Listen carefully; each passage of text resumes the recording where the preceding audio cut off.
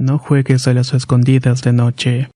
Historia escrita y adaptada por Álvaro Ramos para relatos de horror. Mi tía María siempre me dijo que no jugara de noche a las escondidas.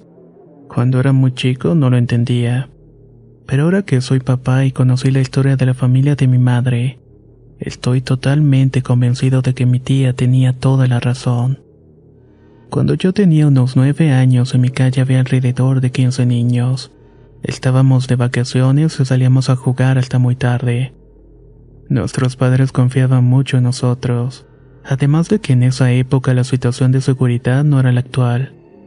Para mi tía todo estaba bien excepto jugar a las escondidas. Podíamos romper ventanas mientras estábamos jugando fútbol y a ella no parecía importarle. Podíamos llegar con sangre en las rodillas y ella solamente me decía que me la pasara bien. Pero era hasta que escuchaba a alguien contando hasta 100 que la cara más tenebrosa de la abuela salía a relucir. Gritos desesperados y regaños acompañados de coscorrones y pellizcos. Era lo que nos esperaba cuando volvíamos a casa. Según ella decía era porque no quería que nos pasara nada. Una noche estábamos jugando a las escondidas y estábamos casi todos esa noche. Y para evitar que la abuela saliera a molestar y a gritar y a pelear con nosotros, habíamos cambiado la ubicación previamente. Nos fuimos a jugar justamente a la calle de atrás. En aquella calle corría una peculiaridad que nos daba ventaja sobre el niño que nos estaba buscando. En la casa de la esquina estaban construyendo una alberca y habían derribado los muros para que las máquinas pudieran entrar por la calle. Si le dabas la vuelta por un terreno abandonado, podías cruzar el terreno donde se construía la alberca, y así le podías ganar al que tocaba buscar. Solamente había un problema. El terreno que teníamos que cruzar estaba lleno de monte y árboles. Tenía una pequeña casa casi derrumbándose a la cual teníamos prohibido entrar, más que nada por el peligro de sufrir algún daño. Y de noche todo ese paisaje sí que daba bastante miedo. La historia que siempre nos contaba mi tía para meternos miedo era la de un niño que vivía por ahí. En esa ocasión todos estaban jugando a las escondidas cuando el sol ya se había ocultado. El niño era tan competitivo que siempre quería ser el ganador en todo. Y en aquella ocasión se fue a esconder a un lugar apartado, cerca de donde se desfocaba el drenaje del penal de la ciudad. Este, por cierto, se encontraba muy cerca de nuestra casa. Buscaron al niño por todos lados y no lo encontraban. En un inicio todos pensaban que les quería jugar una broma, por eso no avisaron de inmediato a sus padres. Dejaron pasar más de 1 hora mientras lo estaban buscando. Pero al ver que no aparecía para declararse ganador, tuvieron que avisar. Cuando los adultos salieron en su búsqueda, encontraron sus zapatos cerca de los desagües. No había nada más. La búsqueda del pequeño se extendió por días, pero nunca lograron encontrarlo.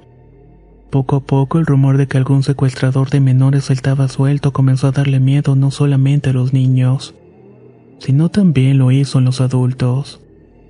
Los niños tenían prohibido salir a la calle sin que un adulto estuviera observando, y también tenían terminantemente alejarse de la calle donde vivían.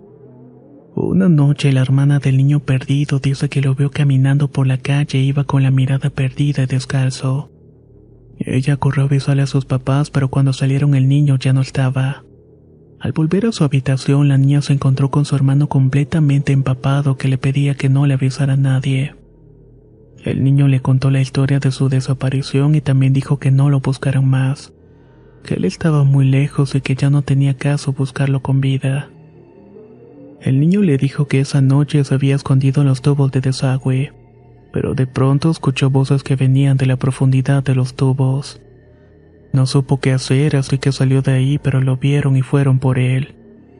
2 hombres con aspecto de vagabundos lo metieron de regreso a las profundidades de aquellos húmedos tubos de aguas negras, y nunca más lo dejaron salir. Desperté en un río lejos de aquí y me tomó casi 2 días ir caminando hasta la casa, únicamente para verlos llorar por mí, le dijo el niño a su hermana. Según mi tía, era peligroso esconderse en la oscuridad, pues siempre había algo acechándote y esperando para hacerte mucho daño. Para nosotros esa historia era casi una fábula. Los adultos y su fascinación por siempre darnos una lección. La noche en que mi primo aprendió la lección, estábamos escondidos en aquel terreno junto a la casa donde construían la alberca. Estábamos esperando el momento justo para darle la vuelta al terreno y ganar. Mi primo mayor nos dijo que nos adelantáramos y él y un amigo suyo se quedarían esperando para asustar al vecino que nos buscaba. Yo estaba casi en la calle listo para esperar la señal de correr cuando de pronto vimos a mi primo y a su amigo salir. Salió de la oscuridad como alma que lleva al diablo. Corrieron tan fuerte que ni siquiera se percataron de que estábamos ahí.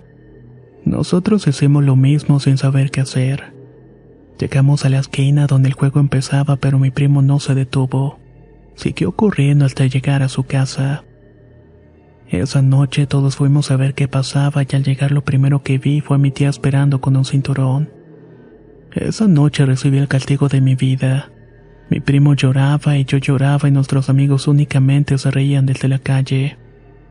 Cuando por fin pude hablar con mi primo me contó la razón de ese miedo. Según él, estaba con su amigo esperando al otro niño que nos buscaba para jugarle una broma, cuando de pronto en el árbol que estaba frente a ellos una figura extraña dio un salto. Era una figura humana, 2 brazos con dedos, 2 piernas, cabeza, tórax, todo. Pero por la oscuridad en la cual se encontraba solamente podía distinguir su sombra. Ellos pensaron que era otro de nuestros amigos porque no tenía mucha estatura.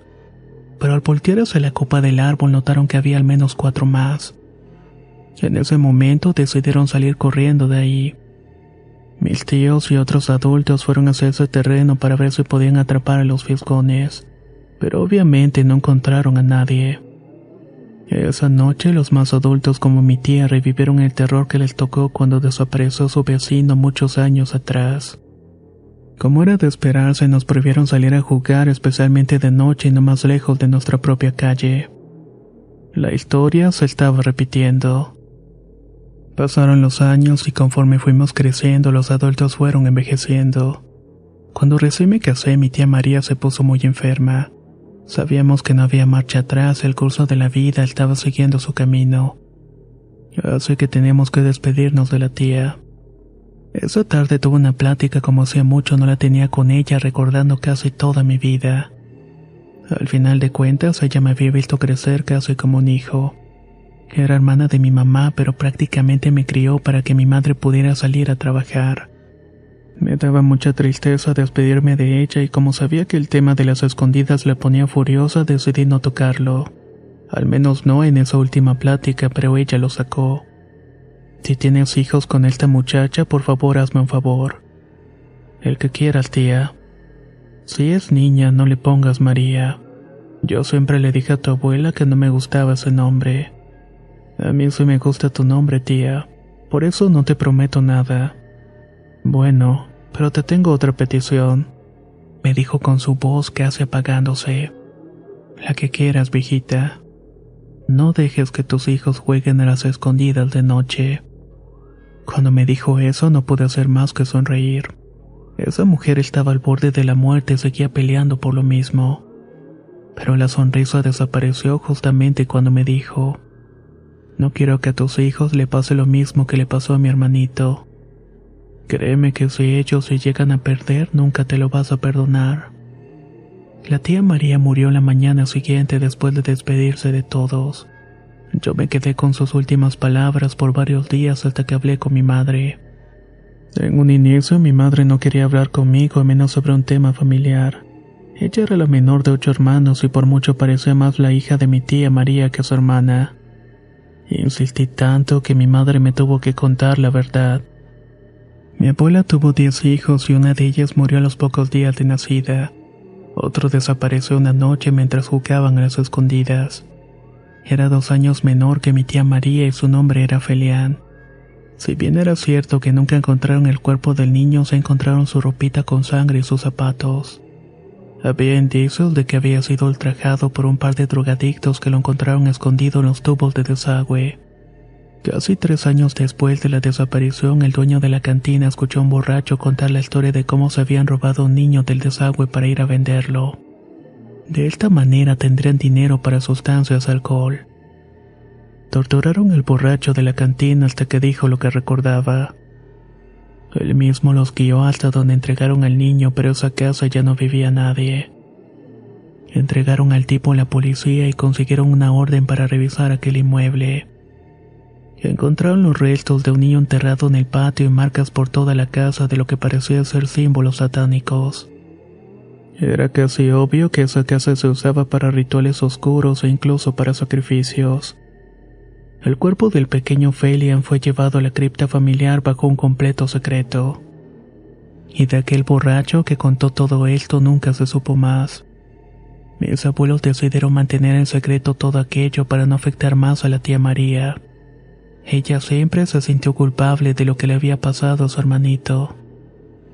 Ahora que soy padre de 2 y que están en la edad de jugar, trato de buscar la forma de convencerlas de que por ninguna razón deben jugar a las escondidas de noche.